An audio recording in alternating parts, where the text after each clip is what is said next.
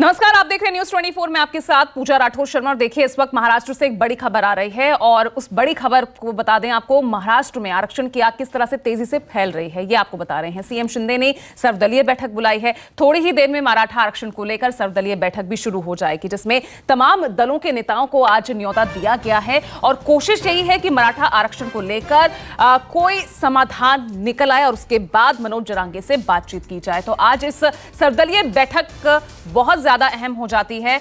तो मराठा आरक्षण को लेकर यह सर्वदलीय बैठक शुरू हो गई है। आपको बता दें, एनसीपी सुप्रीमो शरद पवार सर्वदलीय बैठक में मौजूद हैं। 25 से ज्यादा दलों को शामिल किया गया है इस सर्वदलीय बैठक में।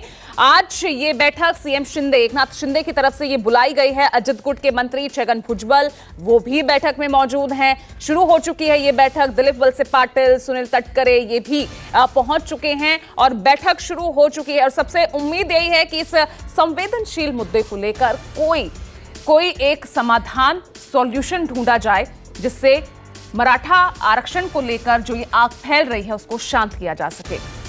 तो बता दें आपको, महाराष्ट्र कांग्रेस अध्यक्ष नाना पटोले वो भी इस वक्त बैठक में मौजूद हैं। तमाम दलों के नेताओं को यहां पर बुलाया गया है। हालांकि इसको लेकर शिवसेना, उद्धव गुट, उनकी तरफ से सवाल भी खड़े किए जा रहे हैं कि हमारे एक एमएलसी को जरूर बुलाया गया है जो कि विपक्ष में के नेता हैं। और ऐसे में अब इन आरोप प्रत्यारोपों के बीच किस तरह से इस बैठक में समाधान निकालने की कोशिश मराठा आरक्षण की मांग को लेकर की जाएगी, ये देखना होगा। आज शाम तक का अल्टीमेटम मनोज जरांगे पाटिल दे चुके हैं।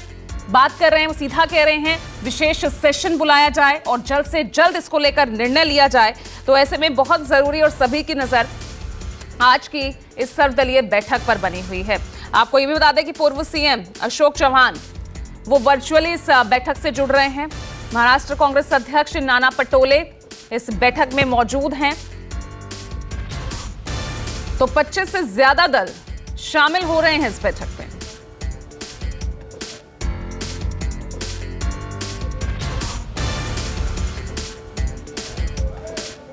चले, मैं अपने सहयोगी इंद्रजीत का रुख कर रही हूं जो लगातार इस सर्वदलीय बैठक पर नजर बनाए हुए हैं। तो इंद्रजीत, क्या चल रहा है? बैठक शुरू हो चुकी है, कौन कौन पहुंचा?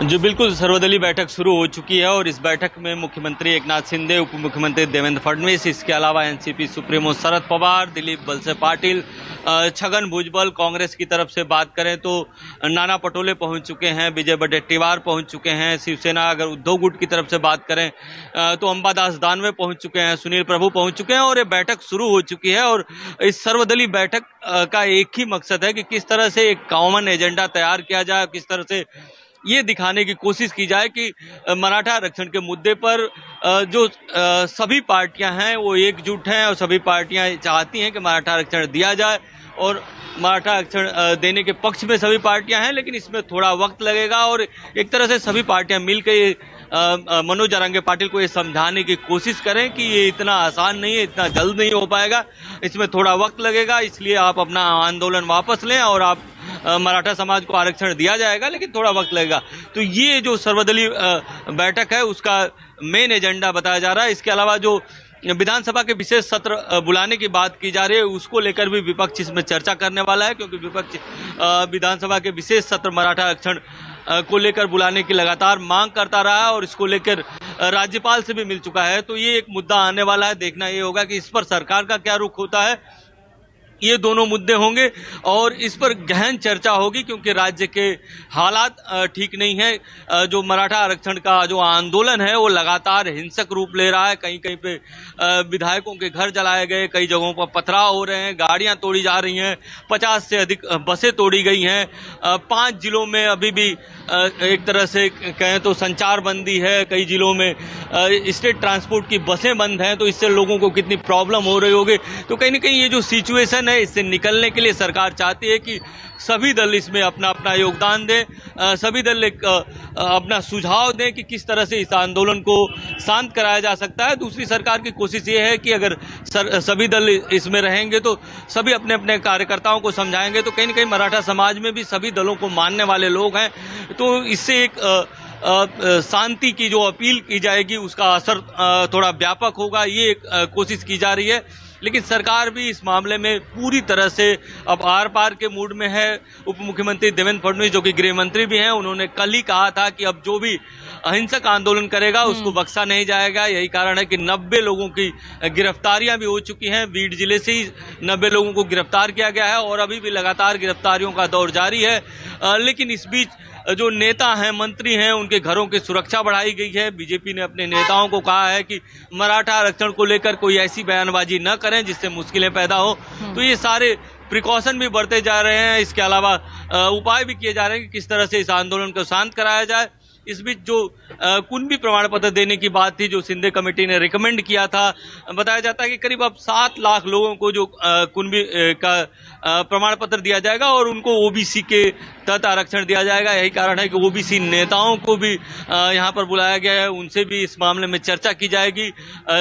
विजय वडेट्टीवार की बात करें, इसके अलावा नाना पटोले की बात करें या छगन भुजबल की बात करें, तो ये बड़े ओबीसी चेहरे हैं और इन सब से भी इस मामले में चर्चा की जाएगी।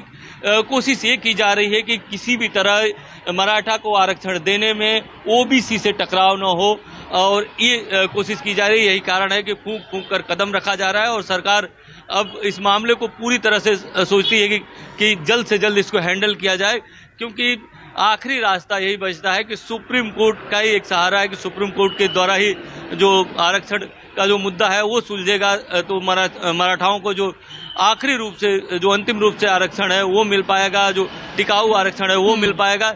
क्योंकि 2 बार ये मामला सुप्रीम कोर्ट में गया और दोनों बार सुप्रीम कोर्ट ने इसे रिजेक्ट कर दिया। तो कहीं न कहीं सरकार को ये डर है कि विशेष सत्र मान लीजिए बुलाकर आरक्षण फिर से दे दिया जाता है और फिर सुप्रीम कोर्ट रद्द कर देती है, तो सरकार की भी किरकिरी होगी और मराठा समाज फिर से नाराज होगा। इसलिए ऐसा कदम उठाया जा रहा है कि आगे चलकर ये टिका रहे, जो आरक्षण है वो टिका रहे और मराठा समाज को अस्थायी रूप से आरक्षण मिल सके। ठीक है।